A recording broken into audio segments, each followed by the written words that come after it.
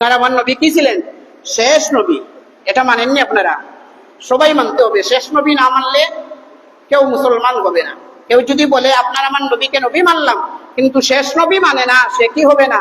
মুসলমান হবে না।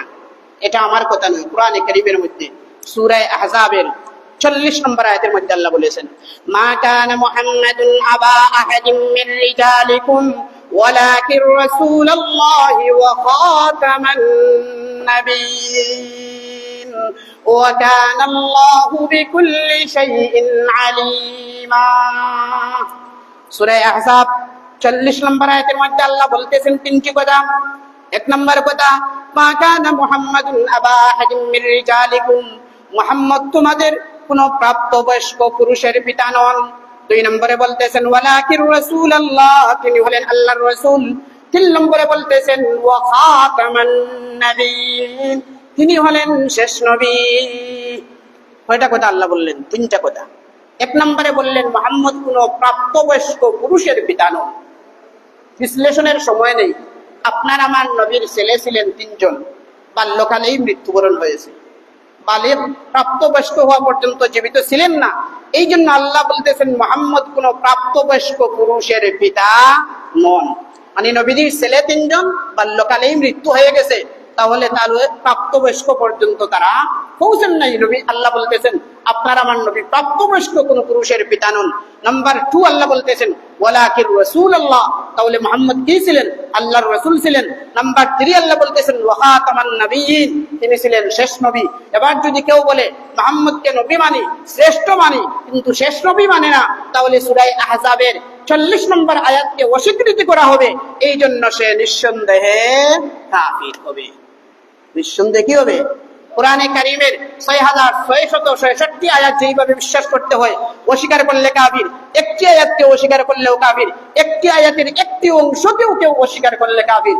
এখানে এই আয়াতের সূরা আহজাবের 40 নম্বরের একটি অংশের মধ্যে আল্লাহ বলেছেন আপনার আমার নবী হলেন খাতামুন নবিয়্যিন।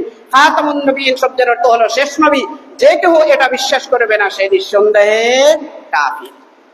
কথা প্রসঙ্গে আসতে হিসাবে বলতেছি, গোলাম আহমদ কাদিয়ানী নামে একটি মতবাদ আছে, ভারতে তার জন্ম হয়েছে। এই বিচারে একটি মতবাদ আবিষ্কার করেছে। সে নিজে দাবি করেছে নিজে হলো শেষ নবী। নাউজুবিল্লাহ বলেন। আমাদের নবীকে শেষ নবী মানে নাই, সে নিজে দাবি করেছে শেষ নবী। তার দলের অনুসারী যারা, তাদেরকে আহমদিয়া মুসলিম জামাত বলা হয়। এদের অনুসারী বাংলাদেশেও আছে। এরা এদের কিছু মসজিদও, ঢাকাতে 2-1টি মসজিদ আছে আহমদিয়া মুসলিম জামাত নামে সাইনবোর্ড লাগানো আছে। এরা নিঃসন্দেহে ও মুসলিম কাফির, এতে কোনো সন্দেহ নাই। কিন্তু তারা মুসলমান পরিচয় দিয়ে আমাদের মুসলমানদের ঈমান নষ্ট করতেছে। মুসলমান নাম দিয়ে মসজিদ বানাইছে, মুসলমান দুটায় পড়ে তাদের মসজিদের নামাজ পড়ে ফেলে। মুসলমান নাম দেওয়ার কারণে তাদের সাথে মুসলমান না জেনে না বুঝে আত্মীয়তার বিবাহ বন্ধন করে ফেলে, অথচ তাদের সাথে বিবাহ শাদী হারাম। তাদের মসজিদ এটা মসজিদ নয়, এটা মন্দিরের মতো হবে বা অন্য কিছু হবে। তাদের সাথে কোনো ধরনের আত্মীয়তার লেনদেন করা হারাম। এরা অমুসলিম, এদেরকে বলা হয় কাদিয়ানী। এই কাদিয়ানীদেরকে রাষ্ট্রীয়ভাবে অমুসলিম ঘোষণা করার জন্য উলামায়ে কেরাম বহুদিন থেকে আন্দোলন করতেছেন, সরকারের কাছে দাবি জানাইতেছেন। পাকিস্তানের মধ্যে তাদেরকে রাষ্ট্রীয়ভাবে অমুসলিম ঘোষণা করা হয়েছে। আপনার আমার দেশেও রাষ্ট্রীয়ভাবে অমুসলিম ঘোষণার জন্য হেফাজতে ইসলামের 13 দফার 1 দফায় স্পষ্ট আছে কাদিয়ানীদেরকে অমুসলিম ভাবে রাষ্ট্রীয় ঘোষণা করা। এই আন্দোলন এখনো চলমান আছে। আমাদের দেশে আগামী 15 তারিখ ঢাকার সোহরাওয়ার্দী উদ্যানে খতমে নবুওয়াত সংরক্ষণ কমিটি নামে উলামায়ে রব্বানী হক্কানির নেতৃত্বে ঢাকায় জাতীয় মহাসমাবেশ হবে। দেশি বিদেশি স্কলারগণ আসবেন। সেখান থেকে স্পষ্টভাবে সরকারকে দাবি জানানো হবে যাতে এদেরকে রাষ্ট্রীয়ভাবে অমুসলিমটা যেন ঘোষণা করা হয়। তারা তাদের কার্যক্রম চালাক, কিন্তু মুসলমান পরিচয় দিতে পারবে না যেহেতু তারা মুসলমান নয়।